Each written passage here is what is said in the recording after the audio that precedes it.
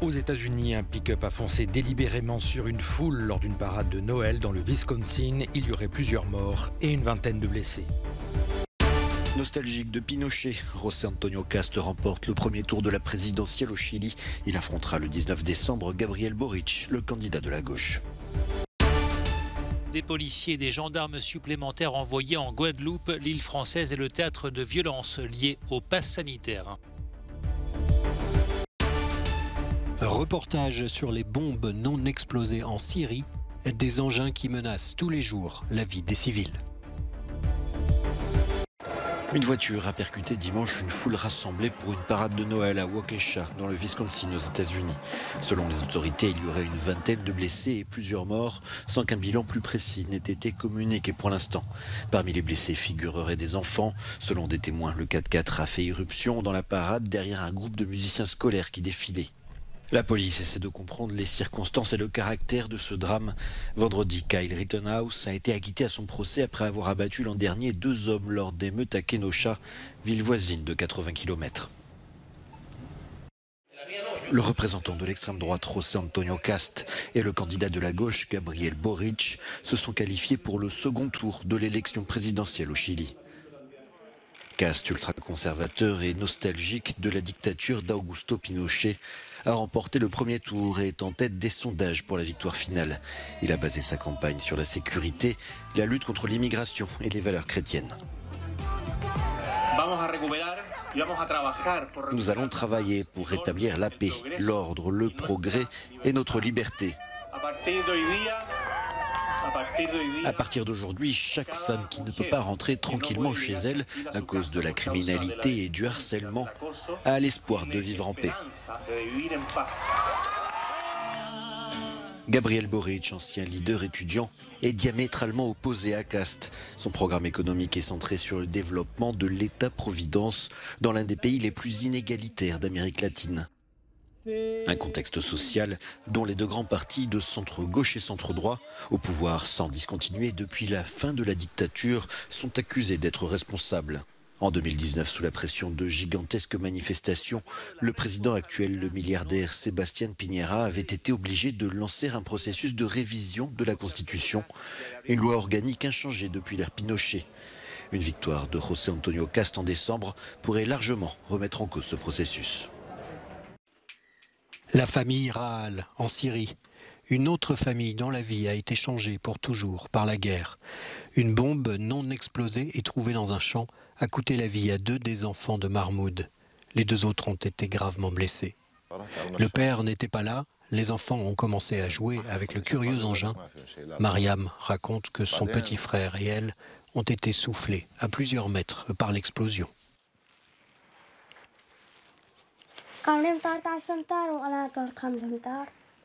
Ces opérations ont été nécessaires pour tirer d'affaire les 2 enfants. Mais Mustapha, 12 ans, et Yassine, 2 ans, n'ont pas survécu, eux. Quand je les ai vus, ils étaient dans 2 cercueils. J'ai demandé si c'était mes enfants. Ils ont dit que oui.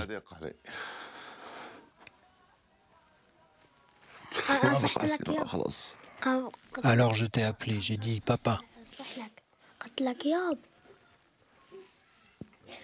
Il n'existe quasiment aucune zone dans le nord-ouest de la Syrie qui soit épargnée par les munitions non explosées. 4 millions de personnes sont affectées quotidiennement par les bombardements de l'armée syrienne et de son allié russe. Et les volontaires de la protection civile dans la province d'Idleb sont en permanence sollicités pour neutraliser des engins explosifs. Ces choses rendent notre travail plus compliqué. Aujourd'hui, nous nettoyons un espace, puis le régime le bombarde à nouveau. Comme vous pouvez le voir, les bombardements se poursuivent, que ce soit par le régime ou par les frappes aériennes russes.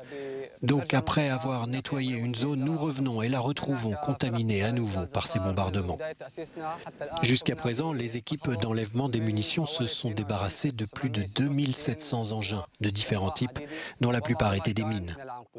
Les civils qui vivent dans les zones de guerre en Syrie le savent, la mort et le chaos peuvent aussi bien venir du ciel que du sol qu'ils foulent tous les jours. La Guadeloupe toujours sous tension après une nouvelle nuit d'émeutes marquée par des pillages, des incendies volontaires et autres actes de vandalisme qui ont débouché sur une trentaine d'arrestations. Des violences jugées inacceptables par le gouvernement français qui a envoyé sur place ce dimanche des policiers et des gendarmes supplémentaires, notamment des forces d'élite du GIGN et du RAID. À Pointe-à-Pitre où des maisons sont parties en fumée, des habitants sont sous le choc. Ça a brûlé, je vous assure, ça a duré 15 minutes, pas plus, 15 minutes. Entre le moment où le feu a pris dans la chambre et le moment où je suis arrivée dans la cour, toute la partie en bois avait déjà cramé. Un couvre-feu est en vigueur depuis vendredi soir en Guadeloupe pour tenter d'endiguer cette flambée de violence et de contestation, marquée également par la présence de nombreux barrages routiers sur l'île. À l'origine de la colère, le refus du pass sanitaire et de l'obligation vaccinale des soignants. À Pointe-à-Pitre, certains habitants condamnent ces émeutes, d'autres les comprennent. Alors ce qu'ils font, certes, il y a certaines personnes qui ne peuvent pas bouger, mais c'est pour une cause. On ne peut pas blâmer ce qu'ils font pour dire que pour nous ne peut pas passer. C'est pour une cause ce qu'ils font. C'est pas évident. Je pense que tout part du problème du pass sanitaire. Et à un moment donné, comme on est toujours dans la situation du Covid, il faut quand même qu'on permette qu'une autorité de l'État nous guide et nous aide à sortir de la situation. Les autorités dénoncent la radicalisation d'une minorité alors que 90% des soignants en Guadeloupe sont vaccinés. Mais sur l'ensemble du territoire, à peine 50% de la population a reçu les 2 doses de vaccin, même si ce taux a progressé depuis l'été.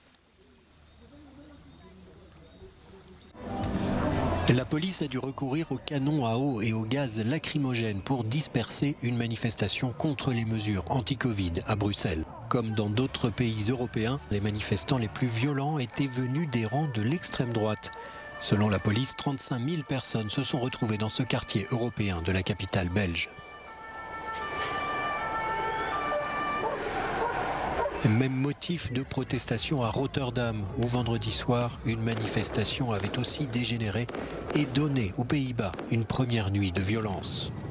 51 personnes ont été arrêtées et au moins 3 blessées par des tirs de semonce de la police.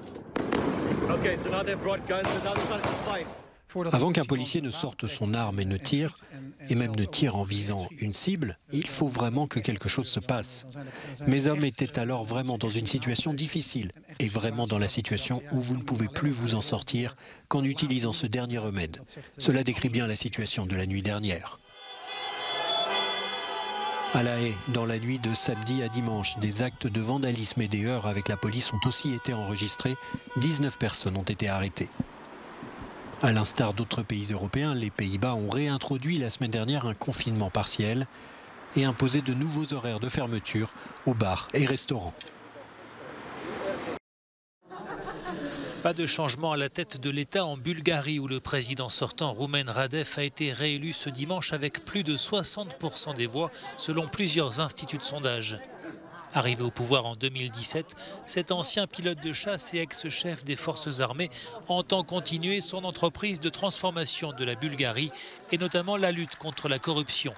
À l'été 2020, il s'est arrangé auprès des manifestants pour réclamer la démission du très controversé Premier ministre Boyko Borisov, déchu au printemps dernier après une décennie au pouvoir. La victoire de Rumen Radev intervient une semaine après celle d'un jeune parti anticorruption lors des élections législatives. Le scrutin présidentiel, marqué par ailleurs par une faible participation, a eu lieu en pleine recrudescence de l'épidémie de Covid-19 qui fait des ravages en Bulgarie, où moins de 25% de la population est vaccinée. Le pays affiche l'un des taux de mortalité les plus élevés au monde.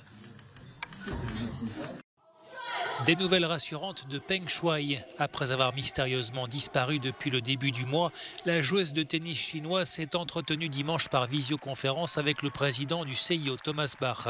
Elle lui a confié être saine et en bonne santé à son domicile de Pékin, ajoutant vouloir passer du temps actuellement avec ses amis et sa famille. Peng Shuai a également été filmé dimanche matin lors d'un tournoi à Pékin, sa première apparition publique depuis des accusations d'abus sexuels qu'elle avait formulées contre un ex-cadre du Parti communiste chinois. La WTA, l'association des joueuses de tennis, reste sceptique et demande des preuves supplémentaires montrant que Peng Shuai est libre de ses actions. Véritable star dans son pays, Peng Shuai, 35 ans, a été numéro 1 mondial en double et a remporté dans cette catégorie les tournois de Roland-Garros et Wimbledon.